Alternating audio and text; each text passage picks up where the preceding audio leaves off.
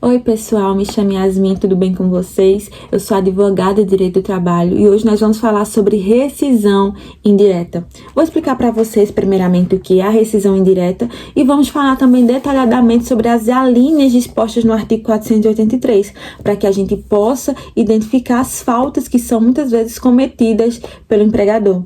Mas antes de tudo, vai deixando seu joinha, compartilhe o vídeo e qualquer dúvida você pode colocar nos comentários ou me procurar nas minhas redes sociais, @YasminNascimentoADV. Vamos lá. Eu vou explicar agora para vocês o que é a rescisão indireta. Gente, a rescisão indireta é um tipo de rescisão contratual em que o empregado ele vai praticamente aplicar uma justa causa no empregador. Através de uma ação na justiça, ele vai buscar o reconhecimento do fim do vínculo empregatício. Sendo assim, ele vai, receber todas as verbas trabalhistas, as verbas rescisórias, como se ele fosse demitido sem justa causa. Então, o que vai ocasionar isso? Vai ser alguma falta ou faltas cometidas pelo empregador no âmbito do trabalho, da relação trabalhista.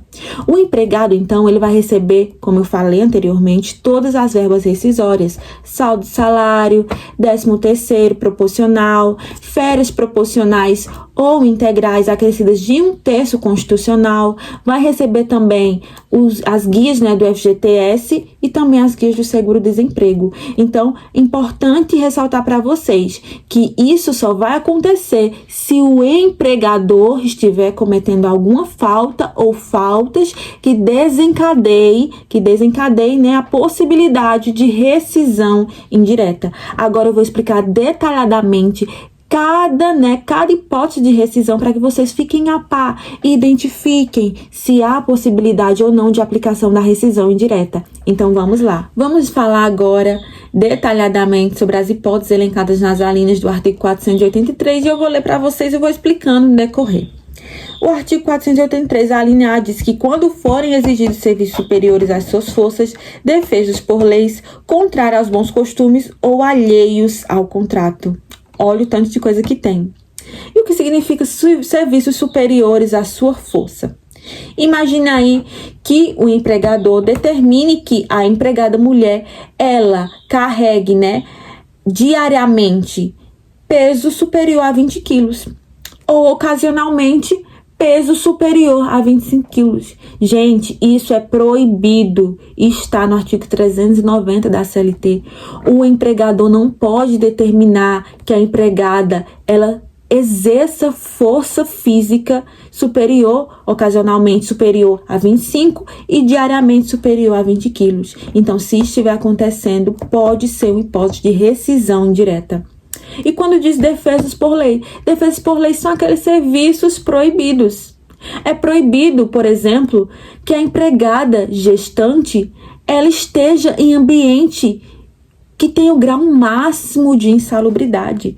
O artigo 394-A da CLT vai determinar isso. Então, por exemplo, aqueles serviços proibidos por lei, que a lei determina que são proibidos, por exemplo, que a empregada esteja naquele ambiente que pode ocasionar um dano sério a ela e ao bebê. Então, quando isso acontece, isso é hipótese de rescisão indireta. E quando diz contrário aos bons costumes, imagine que o empregador, ele determine que você distrate alguém, que você ameace alguém para cobrar aquela pessoa.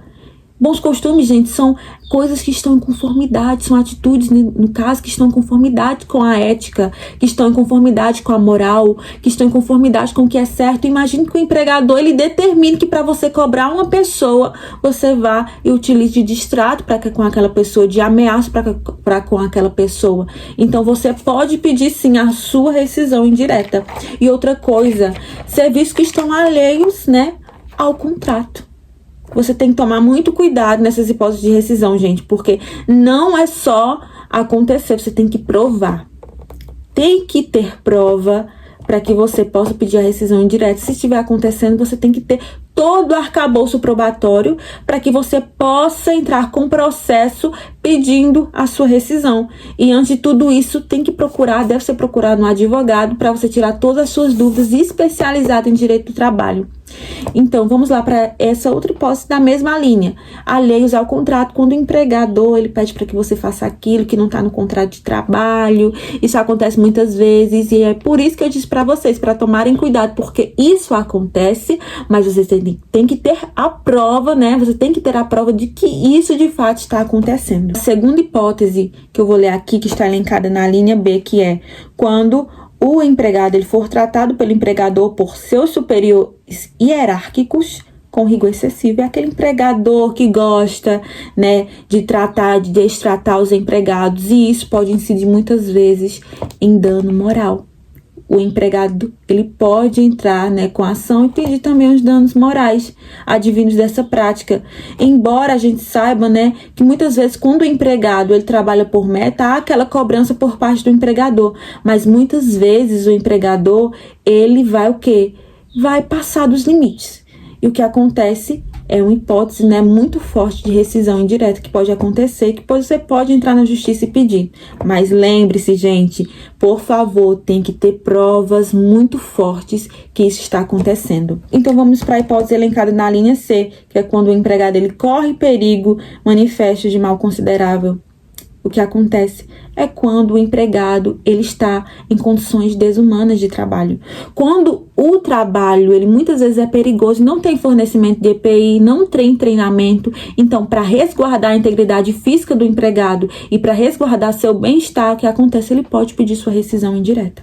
E agora vamos para a hipótese elencada na linha D, que é a mais comum, que muitas vezes o juiz vai julgar procedente aquele pedido, que é quando o empregador ele não cumprir, né, as obrigações do contrato. Quando ele não cumpre as obrigações de contrato, quando ele não paga o FGTS, quando ele atrasa o salário. A gente sabe que o empregado ele tem seus deveres, os deveres de fazer, de prestar aquele serviço para o empregador da melhor forma possível, e assim o empregador também tem seus deveres, que é de pagar o seu salário, que é de pagar, depositar o FGTS, e muitas vezes ele não faz isso. E o que acontece é que o empregado ele vai poder pedir também a sua rescisão indireta nesses casos. E é muito importante saber sobre isso, viu, gente? Eu vou explicar para vocês juntas duas alíneas que querem dizer praticamente a mesma coisa, que é a linha E e a linha F. Então vamos lá. Na linha E diz que praticar um empregador ou seus prepostos contra ele ou pessoas de sua família, ato lesivo da honra e boa fama.